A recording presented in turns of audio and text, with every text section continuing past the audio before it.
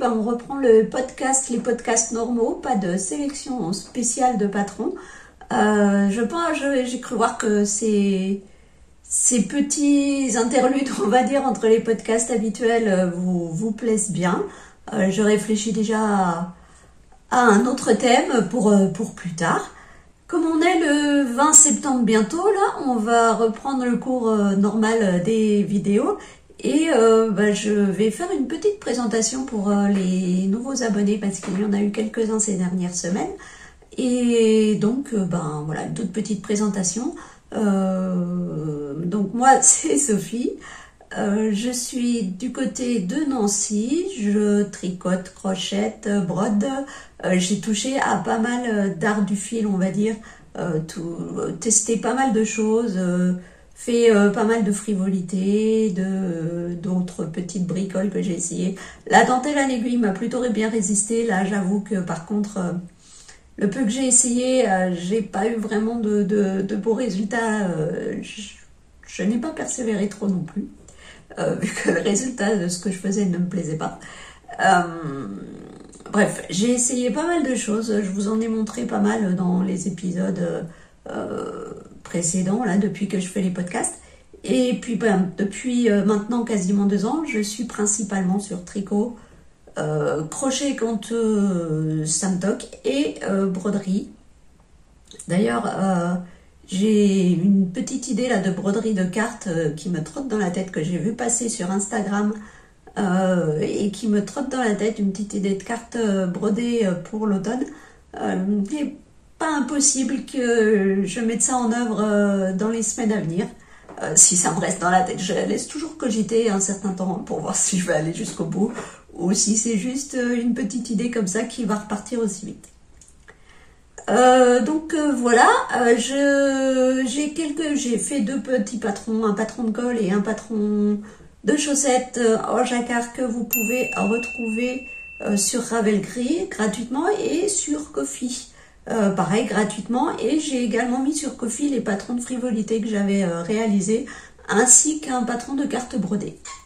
Voilà, donc si ça vous intéresse, les liens sont sous la vidéo. Et puis j'espère que c'est tous les prochains podcasts qui ne seront pas des sélections de patrons, que vous apprécierez également ce genre de format. Donc on va commencer par les avancées de cet été. Oui, je crois que ça doit faire 1 an, 1 mois et demi, 1 an, faut pas abuser non plus. Je crois que ça doit faire 1 mois et demi que j'ai pas tourné, donc vous m'excuserez si c'est un peu cafouillon, un peu, voilà, si j'ai plus les idées bien claires. C'est pas qu'avant c'était très très clair, mais là il est possible que ce soit encore un peu plus fouillis. On va commencer par le châle que je fais en trio avec Vanessa de la chaîne Créanès et Jessica du crochet de Jess. Et j'arrive vers la fin. Vanessa a fini le sien. Et puis Jessica, je pense que ça devrait pas tarder. J'ai principalement tricoté sur ce projet cet été. J'ai terminé le pull que je vous avais montré. Et oui, j'ai principalement été mono en cours, on va dire, sur le châle cet été. Donc, c'est le châle Magic Spell de NCL Knit. Je l'ai tricoté avec les laines de l'atelier des tricopathes.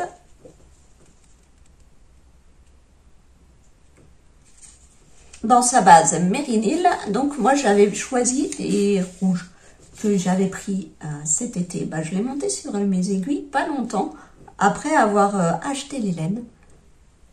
Donc ça c'est ce qu'il me reste du coloris, d'un des 2 coloris.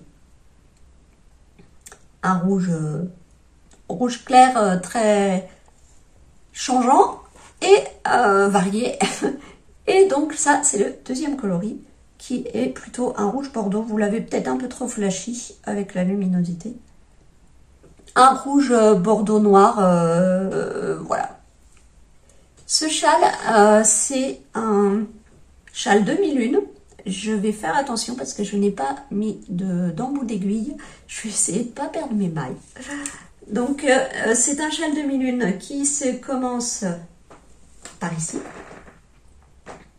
Donc, et on alterne les bandes de point mousse puis de dentelle.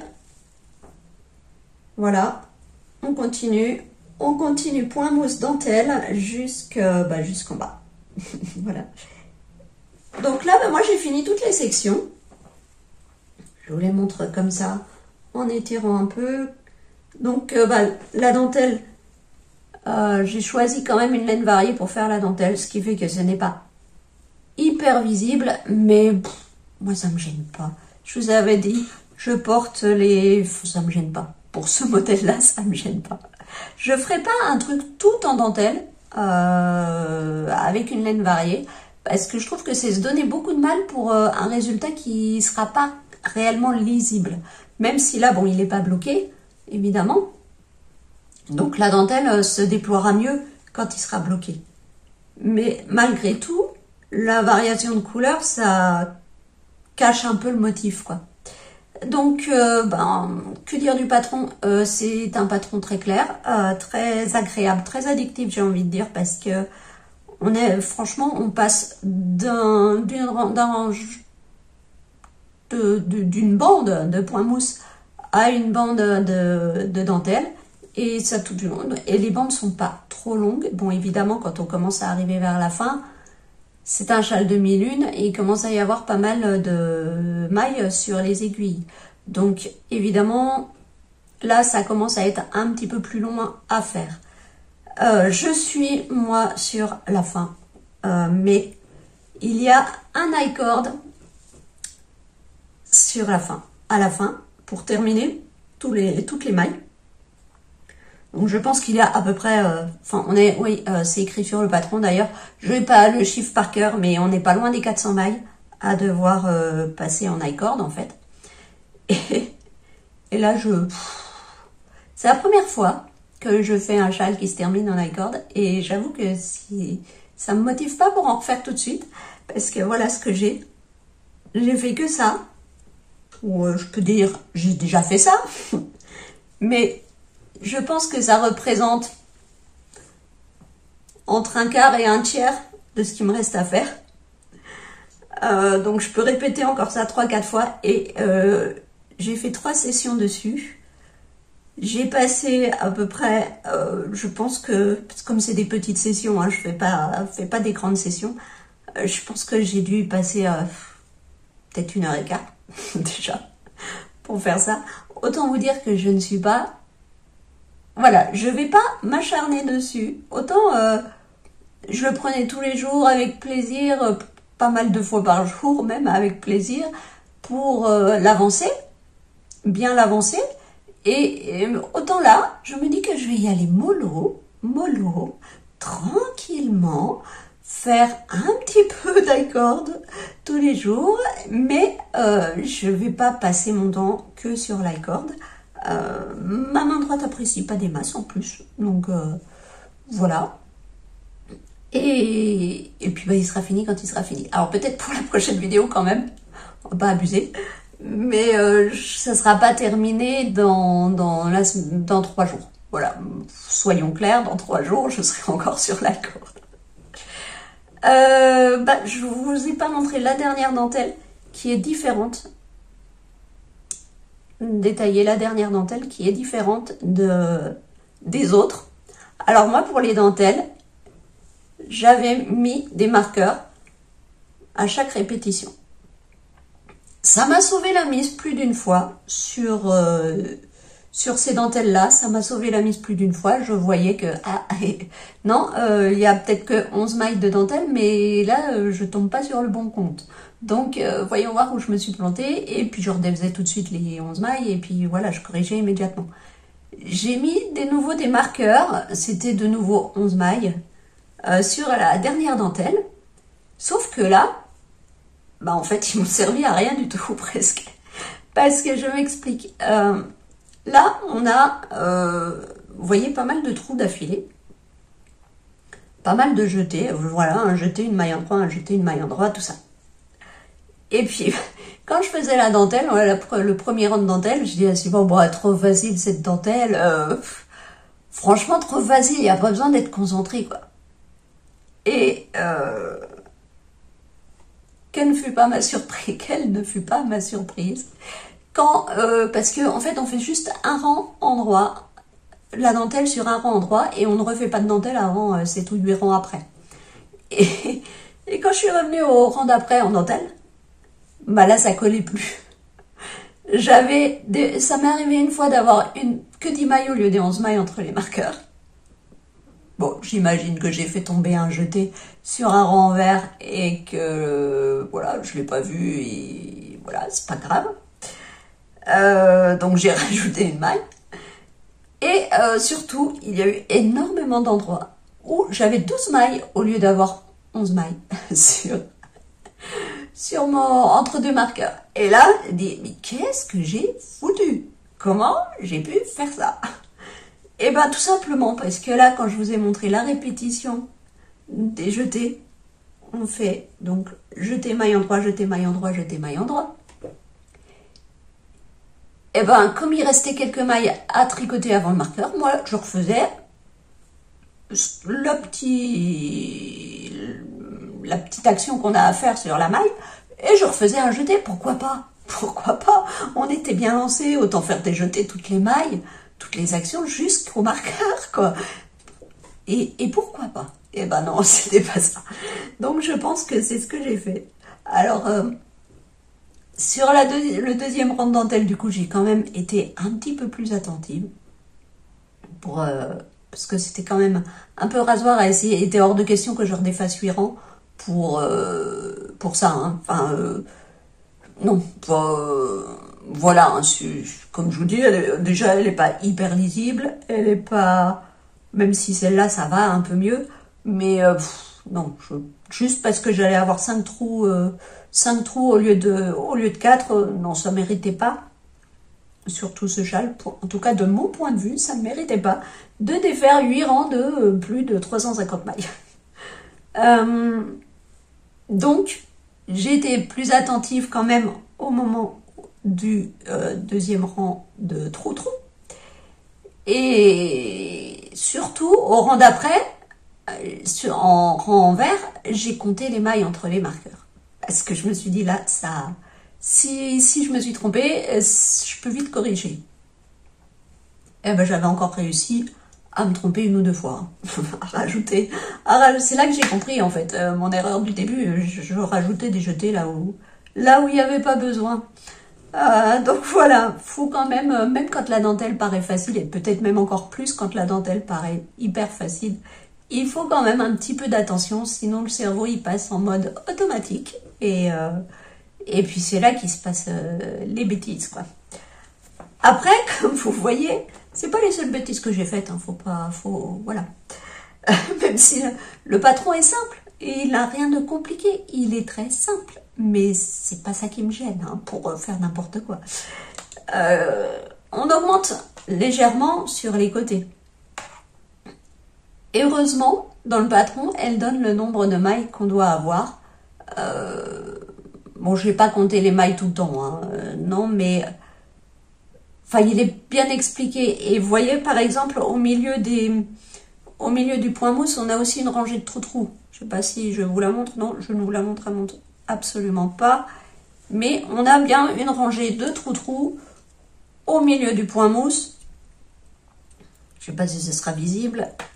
Dans le foncé, ça se verra beaucoup moins. Et ben, ça m'est arrivé régulièrement, en arrivant sur ce rang-là, de me rendre compte à la fin du rang qu'il me manquait une maille. Ou 2. Ça m'est arrivé une fois qu'il manquait 2 mailles. Ou alors sur le premier rang de dentelle. Il me manquait souvent une maille. Pourquoi? Allez savoir. Voilà. J'avais décidé de ne pas faire toutes les mailles. En tout cas, j'ai dû louper des augmentations en début ou en fin de rang. C'est pas bien grave. Je bidouillais et puis ça se verra pas. Hein, sur le final, ça se verra pas. Par contre, ce qui va se voir, et ce que je vais quand même corriger quand j'aurai rabattu tout l'i-cord, c'est ce truc-là. C'est ce trou-là. Donc, vous voyez, normalement, il y a des petits espaces, là, après l'i-cord, quoi. Il y a des petits espaces qui font les augmentations. Mais c'est quoi ce trou? C'est quoi ce machin? Comment j'ai réussi à faire ça? Et à pas m'en rendre compte après. Surtout ne pas m'en rendre compte après. Je m'en suis rendu compte, pareil, hein, il y avait presque une dizaine de rangs, non peut-être pas une dizaine parce que je suis pas sûre qu'il y en ait autant avant la fin, mais il y avait facilement 6, 7 rangs de fait quoi. Donc, dégoûté. Dégoûté quand j'ai vu ce trou. Je sais pas d'où. Là, je comprends vraiment pas comment je l'ai fait. Je sais pas. Mais je vais faire un petit point, je vais rafistoler ça. Je remettrai, voilà, je vais reprendre comme je tirerai, comme ça, vous voyez. Voilà, j'ai tout ça récupéré. Et puis je rentrerai ça dans la corde, ou je ne sais pas trop comment, mais bon, je vais bidouiller pour essayer de combler cet énorme trou, cette crevasse. Qu'est-ce que je voulais vous dire d'autre? Oui, pour l'icord, c'est Vanessa. Normalement, l'icord se fait de 2 couleurs, avec les 2 couleurs. Et puis c'est Vanessa qui avait dit, bon, moi je crois que je vais le faire uni, parce que je trouve pas, enfin j'aime moins le résultat avec les 2 couleurs. Donc elle l'a fait dans la couleur de sa dentelle. Et moi j'ai repris, je l'ai suivi parce que c'est vrai que je trouve le résultat plus joli. Je suis allée voir les projets Ravelry et je trouve le résultat plus joli avec un icord d'une seule couleur que de 2. Et c'est juste personnel, hein. Voilà, les goûts et les couleurs, hein, comme on dit. Et moi par contre j'ai décidé de le faire en couleur contrastante. Parce que en fait comme pour encadrer la dentelle, quoi. Je trouve que ça rendait bien. Que ça finissait bien, que ça... Voilà. Comme à chaque fois la dentelle est encadrée par du point mousse, et je trouvais que voilà, ça marquait la fin du châle d'utiliser la couleur de point mousse pour faire cette taille corde. Donc voilà ce que je pouvais dire. En tout cas, moi j'ai passé un très bon moment à partager le tricot et tout ça avec l'expérience, quoi. Aussi bien les bêtises que les avancées avec Vanessa et Jessica. Et donc voilà ce que ça a donné. Patron très agréable, expérience très agréable, tricot très agréable, même si j'ai fait des étourderies. Pour continuer dans l'ordre de ce que j'ai fait, en fait, bon, je vous avais laissé un petit peu avant nos vacances. Les vacances sont arrivées, la canicule était là, tout ça. Bref, on n'a pas pu faire ce qu'on voulait penser faire au départ parce que problème de voiture. Ensuite, le chauffe-eau qui fuit, donc on peut pas partir avec un chauffe-eau qui fuit, n'est-ce pas? Donc finalement, les jours hors de la maison ont été réduits. J'ai juste pu aller un petit peu chez ma maman. Bon, c'était très sympathique, hein, mais voilà quoi. Moi, on espérait faire une petite escapade ailleurs, dans un endroit qu'on connaissait pas, pour visiter. Et en même temps, je me disais, comme ça, peut-être que je découvrirais une autre mercerie, faire des achats de vacances, quoi, ramener de la laine de vacances. Et puis bon, ça s'est pas passé comme ça. Et du coup, le week-end où on pensait partir, on avait même mis les affaires dans la voiture et tout, et on a dû redéfaire tous les sacs. Le lendemain, du coup, je dis, dans ces cas-là, on va aller en ville et je vais passer à la mercerie Rographe. Voilà. Donc, on est passé à la mercerie Rographe et elle m'a montré ses nouveautés, des nouveautés qu'elle venait de recevoir. Donc ça, c'était au mois d'août. Donc, ce ne sont pas les dernières nouveautés. Je n'y suis pas retournée depuis. D'ailleurs, il va falloir. Peut-être ce week-end, je ne sais pas. On verra.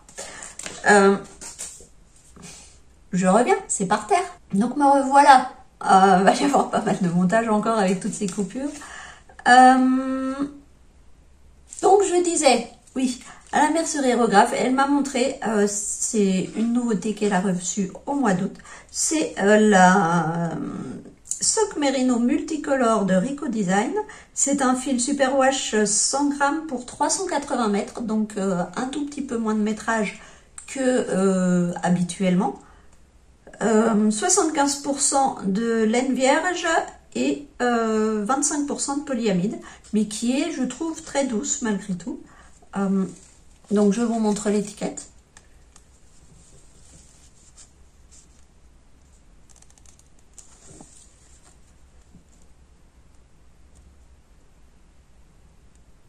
Voilà. Alors on a hésité pas mal, donc fil à chaussette pur. On a hésité pas mal entre deux couleurs avec Sylvain. Et bah, finalement, vous allez être vachement surprise. Voilà la couleur que j'ai choisie. Qu'on a choisie, je peux même l'inclure dedans. Et donc vous voyez, ce sont toutes des variations de bleu ciel jusqu'à violet. Bleu ciel, bleu foncé, violet. Vraiment une laine très jolie. Pas unie du tout, quoi. Et bah, j'étais tellement curieuse de savoir ce que ça allait donner que j'ai monté le soir même le début d'une chaussette. Alors j'ai bidouillé un peu parce que j'ai qu'une... non, j'ai deux paires d'aiguilles en fait bah là j'ai voulu les faire en 2,25. Mais les chaussettes habituellement je les avais faites en 2,5. Je trouvais que ça était peut-être pouvait être un peu plus serré comme tissu. Donc là je trouvais que le fil était quand même assez fin. Et du coup, bah, si je vous montre par exemple par rapport à celle-ci, je ne sais pas si ça va se voir. On va essayer, hein. On va faire une expérience. Je trouvais le fil plus fin.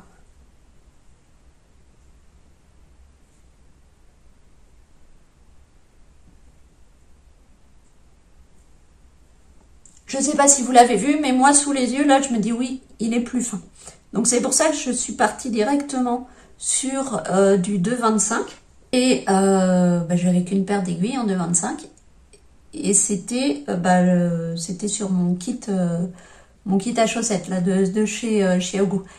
Alors du coup, comme bah, il y avait les chaussettes de Sylvain sur l'aiguille de 25, que lui avance tout doucement quand il y a des tricotés, et qu'il a avancé un petit peu pendant les vacances, il a dû faire 4 ans. Yeah, c'est énorme.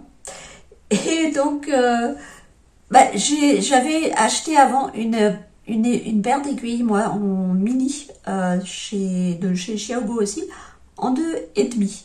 Donc, bah, j'ai passé ces chaussettes qui étaient en 2,5 sur l'aiguille mini 2,5, mais que moi, je n'utilise pas parce que sur les kits à chaussettes Xiaogu, les câbles, c'est des mini. Ils sont vraiment très fins, très souples. Et d'ailleurs, de ce que j'ai compris, ils peuvent casser. Je m'attends à ce que ça m'arrive un jour. Et là, par contre, sur les fixes, les aiguilles fixes, les câbles sont un peu plus épais. Et moi, du coup, ça me demande plus de tension sur les doigts. Alors, je ne sais pas si c'est moi particulièrement ou pas. Voilà. Et du coup, ça me convient pas. Donc, bah, j'ai mis sa paire de chaussettes, vu qu'il tricote très très peu, sur cette paire d'aiguilles là, et je lui ai piqué le câble mini que j'ai mis sur des aiguilles de 25, et j'ai monté une chaussette. Et je vais vous montrer le résultat de cette laine.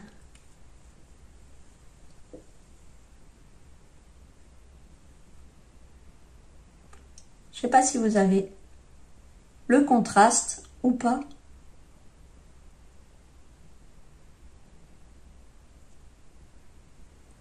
Donc voilà, je pense que vous l'avez eu un peu plus clair que la normale, mais je trouve que c'est vachement sympa. Oui, il y a même pas la moitié d'un pied, ou à peine la moitié d'un pied au bout d'un mois, mais que voulez-vous, c'était pas le projet essentiel, c'était juste l'envie de voir ce que donne cette laine, et puis après ça avancera à la vitesse où ça avancera. Puis voilà, ça me va très bien, ça lui va très bien aussi, donc comme ça on est bon. Et en tout cas, j'aime beaucoup l'aspect donné par cette laine. Il n'y a pas de pooling, il n'y a pas... Enfin, en tout cas, moi, je n'en ai pas. Et vu comme est la laine, je suis même pas sûre qu'on puisse en avoir, parce que finalement, ça change quand même très très souvent de couleur, et c'est vraiment très mélangé. Donc, je pense que c'est... Voilà, je suis pas sûre qu'on puisse avoir du pooling avec... Là, il y a peut-être une zone un peu plus claire. Est-ce qu'on peut appeler ça du pooling? Je suis pas sûre. Enfin, voilà. Alors, le patron, c'est un patron gratuit que j'ai pris qui s'appelle... je sais plus. Je vous l'affiche Je vous le note, je ne me rappelle plus parce que je n'ai pas regardé récemment, donc voilà, je n'ai pas pensé à regarder avant de venir. Et on commence donc par la pointe. J'avais pas le même échantillon que sur le patron. Mais ce qui m'intéressait, en fait, c'est qu'on commence par la pointe et le talon est un talon en augmentation et diminution. Pas de raccourci, pas de... Donc, je voulais essayer. Pas de talon renforcé non plus.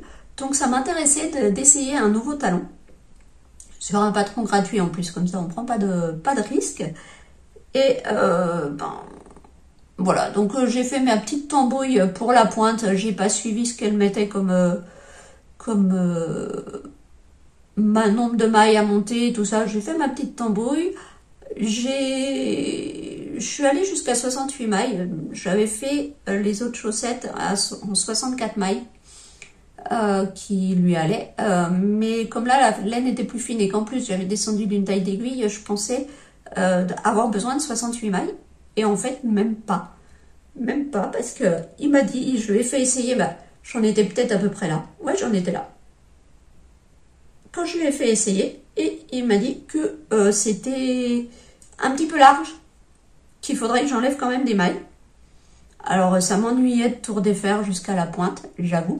Mais j'étais quand même sur le point de le faire, puis il m'a dit, mais non, non, non, tu les enlèves maintenant, et puis ça ira bien. Bon, ok, ok. On va faire comme ça. Je suis toujours un peu en train de tâtonner, vu que pour lui faire des chaussettes, vu que j'utilise jamais la même laine, jamais le même modèle. Bon, là, ça sera vraiment le modèle pratiquement test, mais enfin, comment dire, celui sur lequel je pourrais me référer, parce qu'il n'y a aucun point, il n'y a pas de jacquard, il n'y a pas de...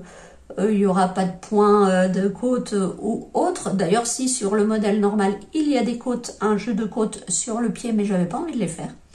Donc, j'ai fait vraiment la chaussette vanille, comme on dit. Voilà où j'en suis. Je suis pas loin. Je crois qu'il me manque... je crois qu'il me manque peut-être 6 rangs pour commencer à faire les augmentations. Comme j'avais pas le même échantillon que sur le patron, surtout en rang, je crois qu'elle est à 46 ou 48 rangs pour 10 cm. Moi, j'en serais à 42. Donc, j'ai pas du tout... Je peux pas me référer à son nombre de rangs pour les augmentations-diminutions. J'ai recalculé tout ça. Et ça paraît logique avec la forme de son pied. Là, pour l'instant, on est bon. Donc, je commencerai les augmentations à peu près dans 6 rangs, je crois. Et puis, voilà.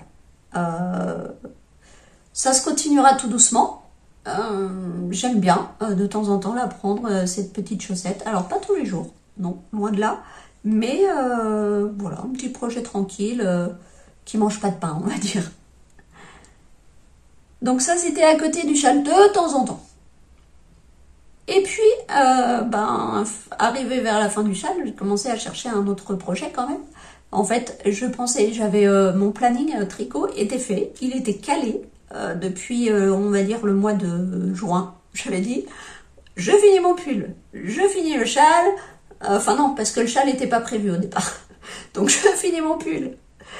Ensuite, je ferai un gilet, comme ça je l'aurai pour le printemps prochain. Et puis je ferai mes mitaines en même temps. Bon, le problème, c'est que donc il s'est monté le châle. Il s'est monté la chaussette qui n'était absolument pas prévue. Et je pensais de faire un châle avec une copine, enfin ma copine du sud, et en fait le modèle ne lui convient plus. C'est pas grave, comme ça je repousse ça plus tard.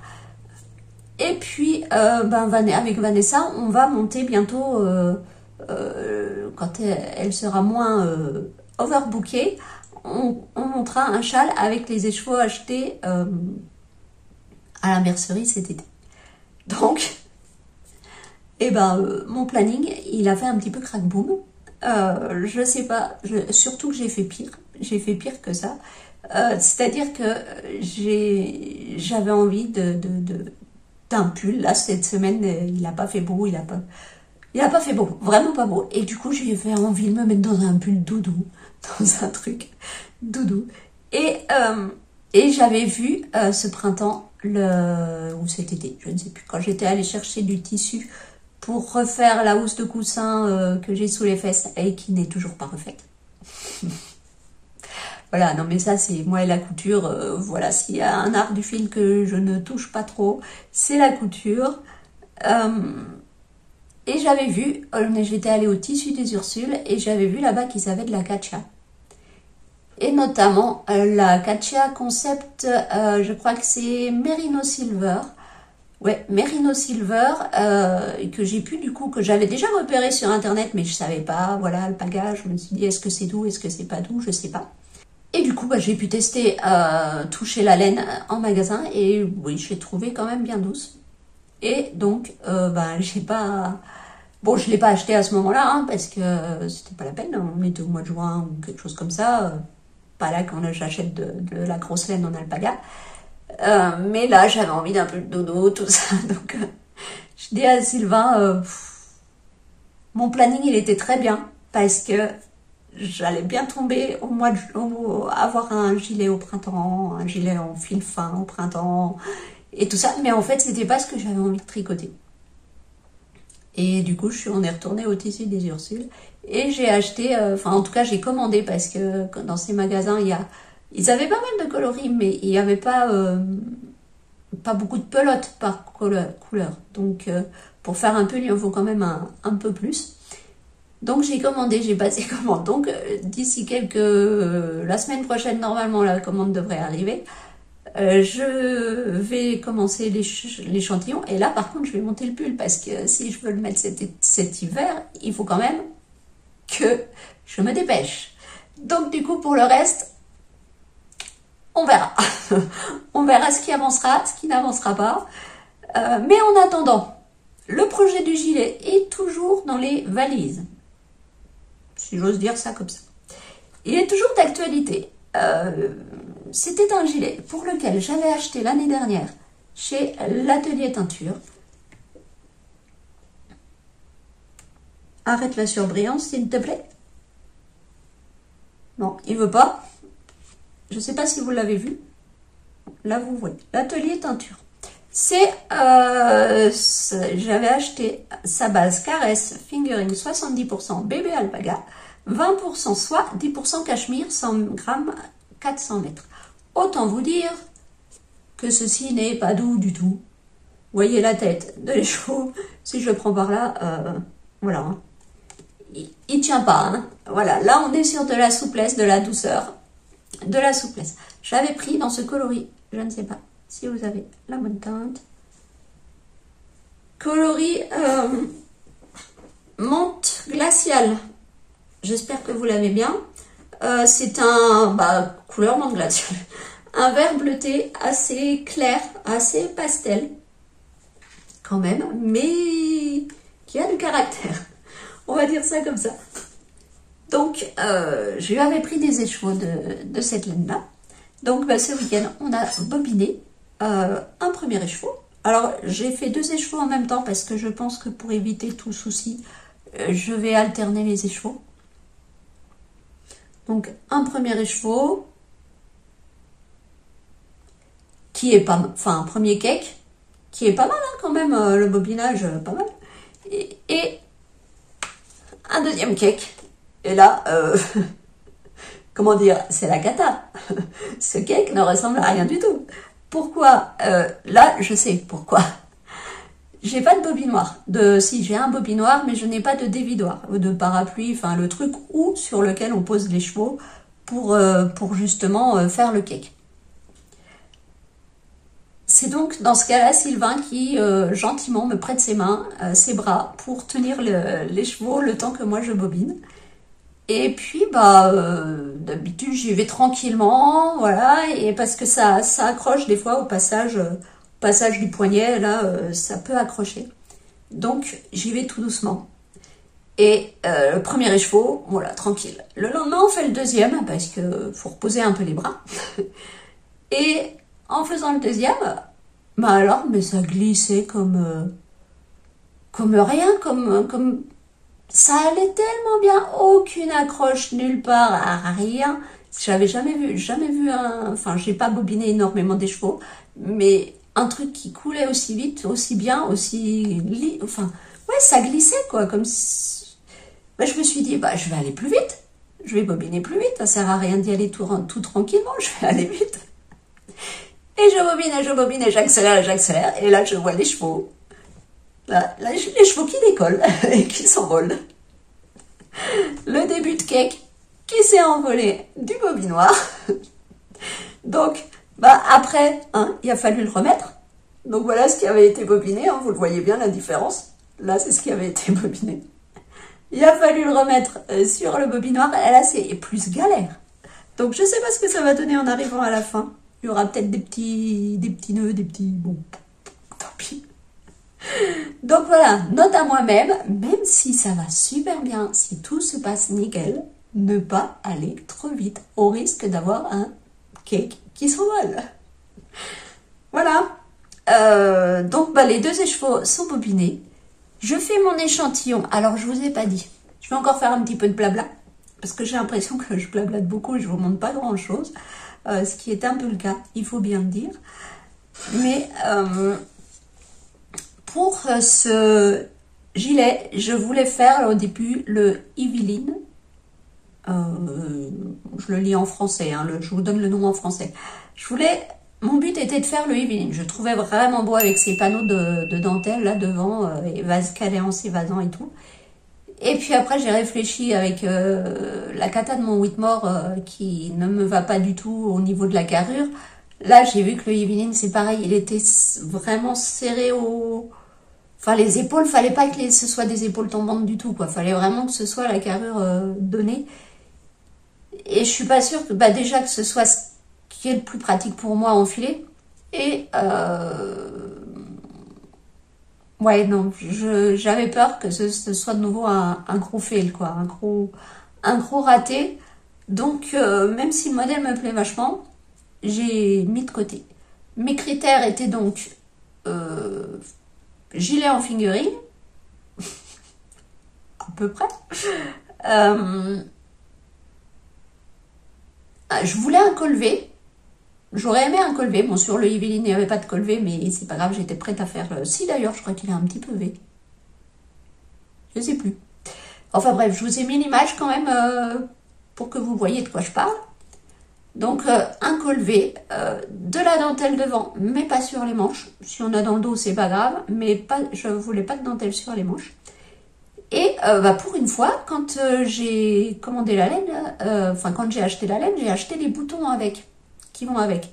Donc, il me fallait un gilet qui boutonne, avec bande de boutonnage. Et là, bah, ça réduit quand même vachement, parce que ceux qui me plaisaient avec de la dentelle, et bien souvent, ils étaient ouverts.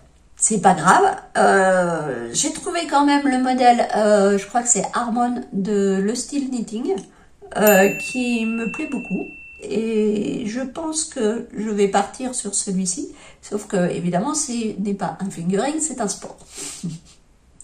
Ça, c'est des critères. C'est pas bien grave, dans le sens où c'est un modèle qui a beaucoup d'essence positive et qui, en plus... moi, j'ai de la laine. Enfin, j'ai 4 échevaux. Je suis large. Je suis large en quantité. Je vais pas avoir à jouer Yarn Chicken à la fin. Donc, on est bon. Je peux faire moins d'aisance positive. Et voilà. Je crois qu'il est prévu pour 25 cm ou quelque chose comme ça. Même si j'en ai 15, il ira toujours, hein, le gilet. Donc, pas grave pour l'échantillon. Enfin, pour le fait que ce soit pas de la sport. Et j'ai commencé mon échantillon. Donc, il se fait en 3,75. Et j'ai commencé l'échantillon, je vous montre ça.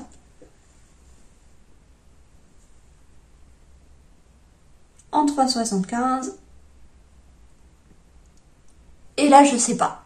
Là, je sais pas. Alors, a priori, avec le peu que j'ai pu mesurer, parce que hein, sur la toute petite vente que j'ai commencé, on va voir que c'est pas... Voilà, pour le moment, j'aurais déjà trop de mailles au centimètre. Donc, faudrait déjà que j'augmente peut-être d'une taille pour avoir quelque chose qui m'aille bien. Maintenant, je sais pas le tissu, je sais pas. Ça fait quand même vachement déjaugé. Enfin, vachement. J'abuse un peu. Ça fait quand même déjauger. Et je vous avais déjà dit que moi, le déjaugé, j'apprécie pas trop. Alors, ce n'est pas ça me gêne pas trop chez les autres. Alors je me suis demandé pourquoi moi j'apprécie pas trop. Et je crois que j'ai compris, c'est que moi je trouve que ma tension elle est pas correcte quand c'est déjaugé. Je trouve que ça fait pas quelque chose de régulier. Et du coup, ça me plaît moins, quoi. Alors bien sûr, là pour pas que ça roulotte, je vais tirer dessus pour vous le montrer, puis vous allez dire, bah si, si la tension est régulière, c'est bon, tout va bien. Oui, si je tire dessus, ça remet toutes les mailles en place, tout va bien. Mais je sais pas si vous verrez, mais quelques petits rangs de montage que j'ai fait, enfin de points mousse que j'ai fait pour pas que ça roulotte, ils sont juste affreux, quoi. Ils sont juste affreux. Alors le gilet ne sera pas fait en point mousse, heureusement. Mais voilà. Donc ce que je vais faire, je vais poursuivre mon échantillon. Je pense que je vais faire à peu près 5 cm. Oui, un échantillon de 5 cm, c'est déjà pas mal, hein. Je vais faire 5 cm avec les aiguilles préconisées. Comme ça, j'aurai au moins la mesure. Je pense que je vais continuer en faisant 5 cm en aiguille en 3,5 au lieu de 3,75. Et puis je vais voir ce qui me plaît le plus et le rapport de nombre de mailles aux 10 cm. Et puis après, bah, il restera à trouver sur quelle taille je pars pour faire ça. Il y avait un autre patron aussi qui me plaisait bien au cas où celui-ci et qui je crois qu'il est en plus petites aiguilles, donc avec un échantillon un peu plus gros. Enfin un peu plus gros, avec un peu plus de mailles. Je sais pas si on monte pas au lieu de 22 mailles, je sais pas si ça monte pas à 24 ou 26. Quelque chose comme ça. Et il y a bien les panneaux de dentelle devant. Par contre, il n'a pas de bande de boutonnage. Donc, sinon, l'autre possibilité, c'est de changer encore d'habit, parce que, voilà, hein, on n'est pas à ça près. Hein. Moi, je suis chiante hein, pour choisir les patrons. Je suis chiante. Si vous ne me croyez pas, demandez à Vanessa. Vous allez voir. Vous allez voir ce qu'elle va vous répondre. Bah, faut dire que là, je sais que c'est un modèle qui va rester un bon paquet de temps sur mes aiguilles, surtout si je monte le pull. J'avancerai pas le pull et le gilet en même temps, il y a quand même très peu de chance. Donc il faut qu'il me plaise toujours dans l'année prochaine, quoi. Faut que j'ai toujours envie de le tricoter l'année prochaine. Alors le modèle du style knitting, il n'y a pas de souci, j'aurai toujours envie. Maintenant, il faut que le tissu me convienne aussi. Donc je vais voir en 3,5, mais il est possible que je diminue d'aiguille si c'est pas trop critique au niveau de l'échantillon. Et sinon, donc ce modèle, je n'ai pas le nom parce que je l'ai vu hier. Je vous montre une petite photo aussi de ce petit gilet en fingering que je trouve bien joli également. Mais dans ce cas-là, il faudrait que je rajoute une bande de boutonnage parce que j'ai les boutons, ce serait quand même dommage. J'avais pris les boutons à l'atelier teinture en même temps, donc bah, je vous les montrerai quand le projet aura un petit peu avancé. Ça serait quand même bien dommage de les laisser de côté. Et j'ai rien d'autre de prévu dans ces couleurs-là. Donc voilà. Donc bah, je crois que j'ai fait le tour du tricot. Je vous rappelle que j'avais une broderie en cours, une broderie d'Halloween, commencée en avril. C'est bien, Halloween en avril, j'adore. Je recommencerai peut-être l'année prochaine. Et donc, bah, j'essaie de vous faire une capture d'écran de la dernière vidéo pour que vous voyez où j'en étais à ce moment-là. Et j'enlève les fils qui gênent ici parce que j'ai toujours des fils qui traînent pour vous montrer mon avancée. Voilà.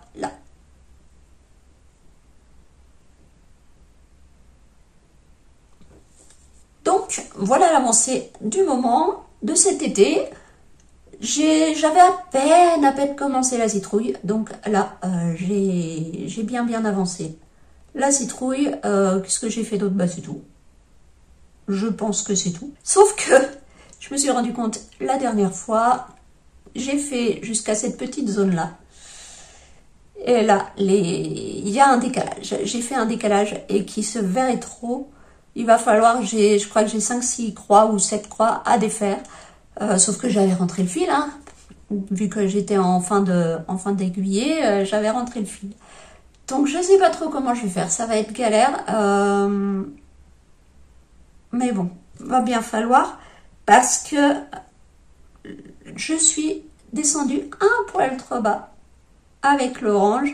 Ce qui fait que quand je vais avoir la bouche qui va se former, bah, ça se verra que c'est pas symétrique. Donc ça va me plaire.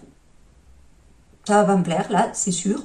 Donc, je vais redéfaire. Au début, je me suis dit, est-ce que je refais par-dessus le noir sur les 2 croix? Il y a 2 croix qui déconnent. 2. Une là, une là. Est-ce que je repasse du noir en 2 fils par-dessus? Mais non seulement on risque de voir un petit peu le orange derrière, mais en plus, je trouve que ça fera du relief en plus. Ça se verra, quoi. Ça va pas être joli. Donc, je pense qu'il faut quand même que je prenne mon courage à 2 mains et que je défasse ces quelques croix pour repartir sur de bonnes bases. Donc, voilà. Donc, vous l'aurez compris au vu de l'avancée, il ne sera pas terminé pour Halloween. Mais, par contre, j'ai bon espoir de, au moins, terminer la citrouille. Comme ça, les symboles d'Halloween, on aura le chapeau, ça c'est un corbeau, le chapeau, le corbeau et la citrouille. On aura les principaux symboles d'Halloween de fait. Après, il y a une petite brume qui se rajoute tout autour. Je pense que je la ferai aussi avant de repartir vers le bas, que je finirai donc plus tard. Oui, non, je ne l'ai pas terminé parce que la canicule est arrivée. J'avais bien avancé et la canicule est arrivée et je me suis arrêtée.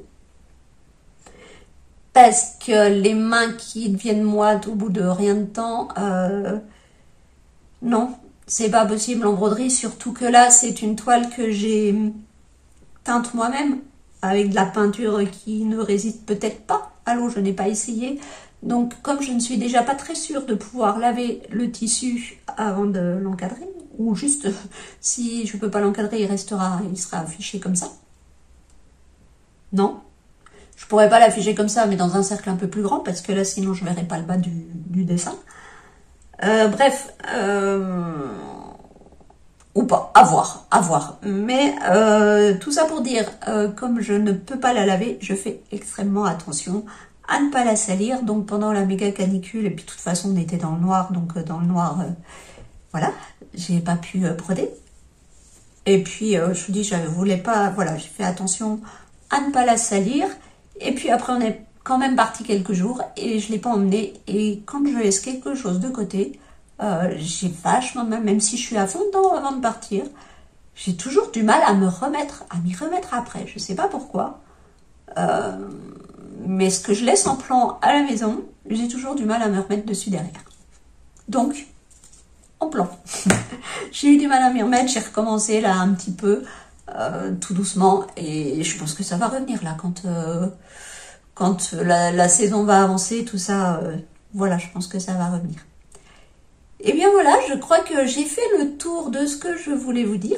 Ah, je vous avais parlé que je vous ferai une petite section à part. Est-ce que je la fais, est-ce que je la fais pas? Ça fait combien de temps? Bon allez, je vous la fais. Je vous fais la petite partie en plus. Parce que je vais faire des coupures, je pense. Et puis de toute façon, pour le fil, c'est terminé. Je n'ai rien d'autre à vous montrer. Je vous donne rendez-vous dans pas mal de temps. Enfin, pas mal de temps. Ce sera au mois d'octobre, ça c'est sûr. Ça sera certainement plus vers la deuxième partie d'octobre qu'avant, parce que là, entre les échantillons, l'échantillon du gilet, ensuite l'échantillon du pull, le tout début de pull, et l'icord à terminer, finalement, on va quasiment rien avoir, et une petite chaussette qui va avancer, va quasiment rien avoir de neuf à vous montrer. Donc, je vais prendre un petit peu plus de temps pour avoir le temps d'avancer des trucs. Et je vous donne rendez-vous là si vous étiez là vraiment pour la partie fil, tricot et tout ça. Et sinon, je voulais vous présenter une nouvelle petite rubrique que je vais partager petit à petit dans ces podcasts en toute fin. Comme ça, ceux que ça n'intéresse pas pourront s'arrêter avant. Et puis les personnes que ça intéresse, tant mieux, je serai ravie, en espérant que ça en intéresse quelques-uns d'entre vous, quelques-uns, quelques-unes. Et quand les canicules ont commencé à être un peu récurrentes en été, tout ça, moi j'habitais au centre-ville, pas tout à fait au centre-ville, mais quand même dans les murs de Nancy même, Et c'était infernal, quoi. Il n'y avait jamais de frais, jamais de fraîcheur. On sentait pas... la température redescendait jamais assez bas, quoi. Et même si on voulait sortir le soir, on se prenait toute la chaleur qui remontait des trottoirs, des murs. Je détestais ça. Donc on a commencé à prendre la voiture le soir et à sortir de l'agglo pour essayer d'aller choper un peu de fraîcheur. Alors c'était très agréable. Sur le coup, on se dit « Ouh, il fait frais !» Sauf qu'après, quand on rentrait dans l'appart qui était à 28 degrés, il fait chaud. C'était le retour à la réalité était assez atroce. Mais donc, voilà, on a pris plaisir. Et puis, comme on s'était éloigné de l'agglo, pourquoi il faisait nuit, en général, hein, vu qu'on sortait pas très tôt, que la température redescende. Et du coup, on commençait à regarder les étoiles. Et on a commencé à prendre le goût à ça, même si on ne le faisait pas 15 fois dans l'été. Hein. C'était vraiment les jours de grosse chaleur. Mais par contre, commencer à regarder. Et j'avais mis sur mon téléphone une application que vous pouvez mettre si ça vous intéresse. C'est Stellarium. Il y a une version gratuite. Je suis toujours sur la version gratuite. Elle est hyper pratique.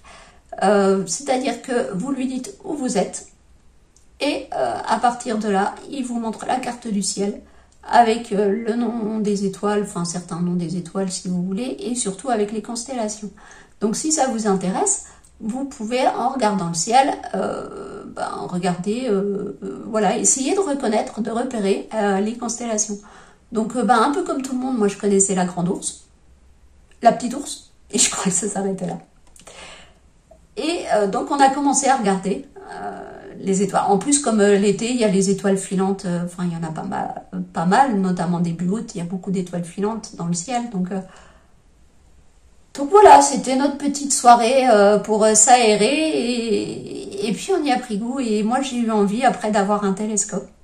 J'ai passé beaucoup de recherches, j'ai fait beaucoup de recherches pour avoir un télescope. Faut se renseigner, bien se renseigner parce que du coup je n'ai pas franchi le pas parce que il faut savoir déjà que les photos que vous voyez à la télé ou autres prises par les Hubble et compagnie, ce sont des photos qui ont été retouchées. Vous, si vous regardez dans un télescope, ce que vous allez voir, ça sera du noir et blanc. Il n'y aura pas de couleur. Votre œil ne peut pas capter les couleurs. Parce que la luminosité n'est pas assez forte, n'est pas assez puissante pour l'œil humain, même à travers un télescope. Donc, voilà, on voit du noir et blanc, même si... Et puis, il faut savoir si vous voulez regarder les planètes, c'est un type de télescope. Si vous voulez observer le ciel profond, comme on appelle avec les nébuleuses, tout ça, c'est un autre type de télescope. Il y a des réglages. Enfin, c'est quand même assez imposant. Il y a des réglages à faire qui sont pas forcément pour le compliqués au départ quand on n'y connaît rien. Voilà, on va dire ça comme ça, qui peuvent être compliqués quand on n'y connaît rien. J'aurais pu me rapprocher de la société, je dis société parce que je crois que c'est dans leur nom, mais l'association d'astronomie du coin, sauf qu'ils sont tout en haut de la fac de sciences et c'est un étage qui n'est pas accessible par ascenseur. Donc, pas possible pour moi d'aller prendre des renseignements régulièrement auprès d'eux, ou en tout cas d'aller participer avec eux à des soirées d'observation. Donc, ma recherche de télescope s'est arrêtée là. J'ai compris que ça m'irait pas, quoi. Que déjà, faut le transporter. Et fallait pas trop être en centre urbain. Donc, transporter en voiture. Donc, totalement dépendante de Sylvain pour le mettre en place également. Et puis, suivant la zone où on allait fixer le ciel, j'allais pas forcément pouvoir non plus mettre l'œil dans l'oculaire. Ce qui allait pas être pratique non plus pour regarder les étoiles. Donc, voilà, j'avais abandonné. Et il y a quelques temps, ils ont commencé à sortir ce qu'on appelle les télescopes intelligents. C'est-à-dire le télescope, vous le sortez, vous le posez, vous avez votre téléphone et vous lui dites, eh ben voilà, moi je veux que tu me montres ça. Et là, il fait tout seul, quasiment. Alors là, ça a commencé à m'intéresser d'autant plus. Sauf que c'était des prix maxi level, hein. Donc non plus. Mais il y a, je crois que c'est il y a 2 ou 3 ans, qu'ils ont commencé à sortir des mini-formats. Des mini-formats qui donnent de très bons résultats et qui font presque tout seul, quoi. Et là, bah oui, là je me suis dit, ok, ça peut me convenir. Le prix était bien moindre que le maxi télescope. Et puis, il est léger, à peine 3 kilos, petit, léger, impeccable. On peut le sortir, l'emmener en voyage si on veut et tout. Donc là, je me suis dit, ok, c'est ça qu'il va me falloir le jour où je voudrais. Et puis, bah, cet été, je me suis fait ce plaisir. J'ai craqué pour ce télescope et j'ai commencé à faire des observations de nébuleuses, notamment de galaxies, de nébuleuses et tout ça. Et ça m'a... Enfin, j'ai adoré, j'adore, heureusement, heureusement que j'adore. Et puis, bah, pendant ce temps-là, j'apprends, enfin, pour essayer de repérer, j'apprends les constellations. Alors, on voit bien plus d'étoiles ici. En plus, pas besoin de partir loin parce que on n'a pas du jardin, on n'a pas de problème de luminosité polluée, enfin de lampadaire ou autre. Donc, pas de souci. Pas besoin de prendre la voiture, je peux le faire tranquillement. Donc, ça me convenait tout à fait et j'ai adoré faire ça. Et du coup, ben, je me suis dit que ça serait peut-être bien que je vous montre quelques photos que j'ai pu tirer de cette petite chose, même si je n'en suis encore qu'au début, qu'au balbutiement du truc. Ça prend du temps, ça prend beaucoup de temps. En plus, les soirées, bah oui, l'été, les soirées d'été pour avoir un ciel dégagé, c'est cool. Mais bah, il fait nuit tard. On peut pas commencer à prendre des photos avant au moins 23, 15, peut-être même un peu plus en plein été. Moi, j'ai commencé un peu plus tard au mois de juillet. Mais au mois de juin, à mon avis, avant 23, 30, c'est même pas la peine d'y croire. Et du coup, bah, les sessions sont assez courtes parce que ben voilà, le réveil sonne le lendemain matin. Donc moi, je suis pas du style non plus je vais pas rester jusqu'à 2-3 heures du mat et aller me coucher. Donc tout ça pour dire... Je suis désolée si je vous ai perdu avec tout ce blabla. Franchement, je m'excuse. Si ça se trouve, je vais faire un flop total avec mon truc à cause justement du blabla. Et bah, promis, pour la prochaine, il y aura beaucoup moins de blabla vu que je vous aurai déjà présenté la chose. Et je me demandais, mais par quelle photo est-ce que je vais commencer à vous montrer? Et ben, je suis partie tout simple, tout bête. En fait, je vais pas vous montrer une photo. Si, je vais vous montrer une photo, mais que j'avais fait avec un appareil. Vous savez, les appareils réflexes, là. Pas le téléphone. Appareil réflexe que j'avais fait l'année dernière. Non, il y a 2 ans. Il y a 2 ans. De la lune. De la pleine lune. Et que j'avais passé sous des logiciels pour retravailler les détails, les machins et tout ça. Alors, je ne sais même pas comment elle va rendre cette lune. Parce que... j'avais un peu abusé.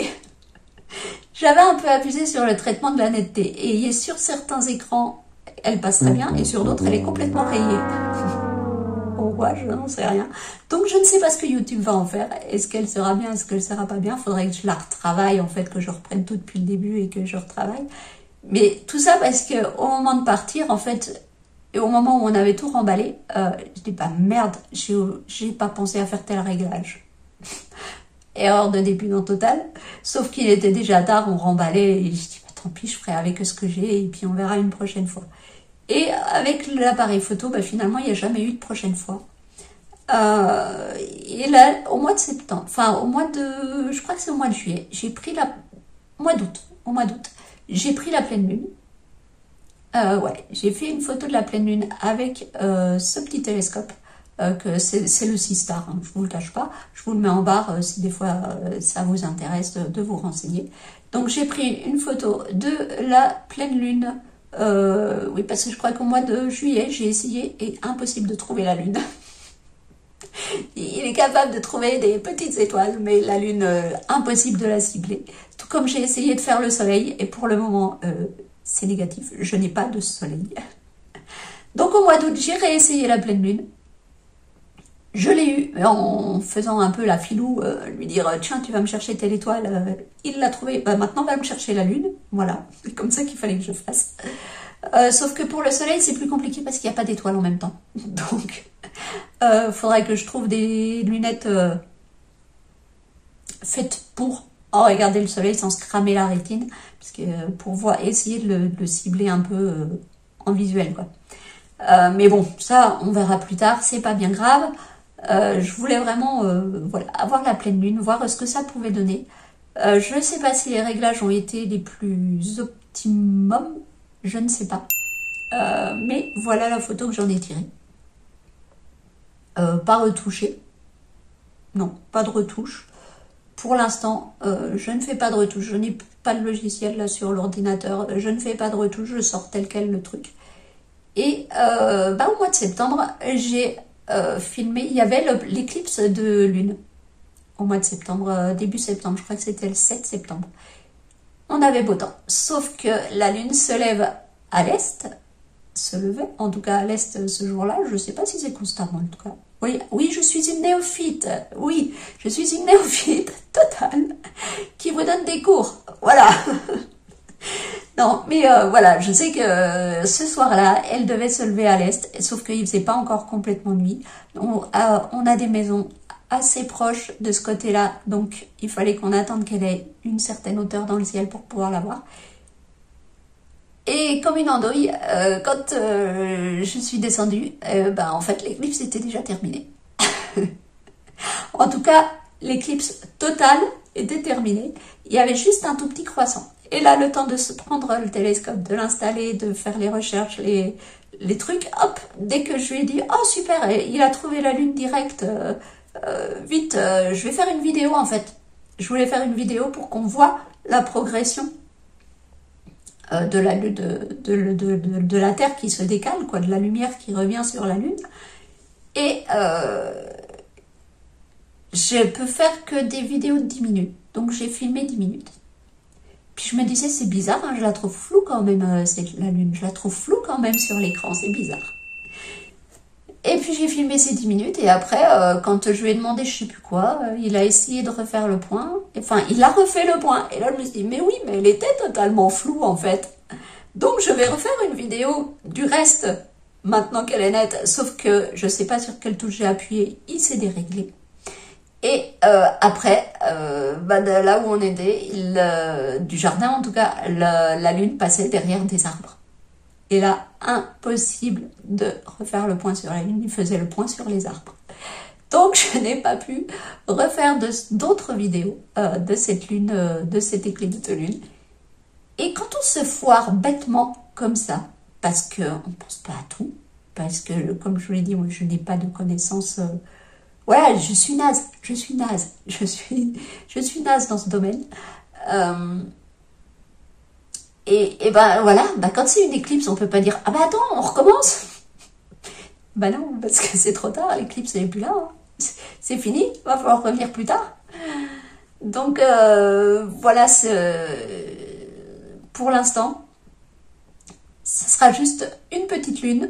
Et puis j'espère que la prochaine fois, vous serez là pour voir d'autres choses qui seront beaucoup plus étonnantes et qui enverront vraiment, j'ai envie de dire qu'ils enverront du pâté. Bon, ça sera pas les photos de Hubble ni de la NASA, hein, faut pas non plus exagérer, mais en tout cas, moi, ça me plaît. Voilà, ça me plaît.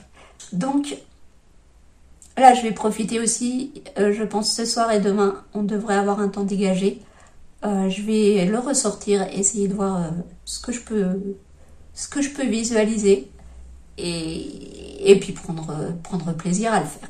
Voilà, et écoutez, si vous êtes toujours là, que je vous ai pas endormi avec ma méga histoire, ça me fait super plaisir et puis je vous félicite aussi.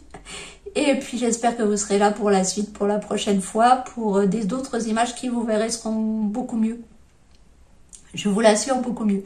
J'ai hésité à commencer avec ça, mais en même temps, je me suis dit, bon, voilà, il y a des ratés. Il y a des ratés. C'est comme dans le tricot, il y a des ratés. Le tricot, on peut défaire et recommencer. Là, je ne pouvais pas rembobiner pour recommencer. Mais malgré tout, j'étais quand même contente d'avoir ce petit bout de vidéo que je vous ai mis donc normalement en accéléré, j'espère, pendant que je blablate. Voilà, bah écoutez, sur ce, je vous souhaite une bonne fin de journée ou début de journée. Et puis, bah, je vous dis à bientôt.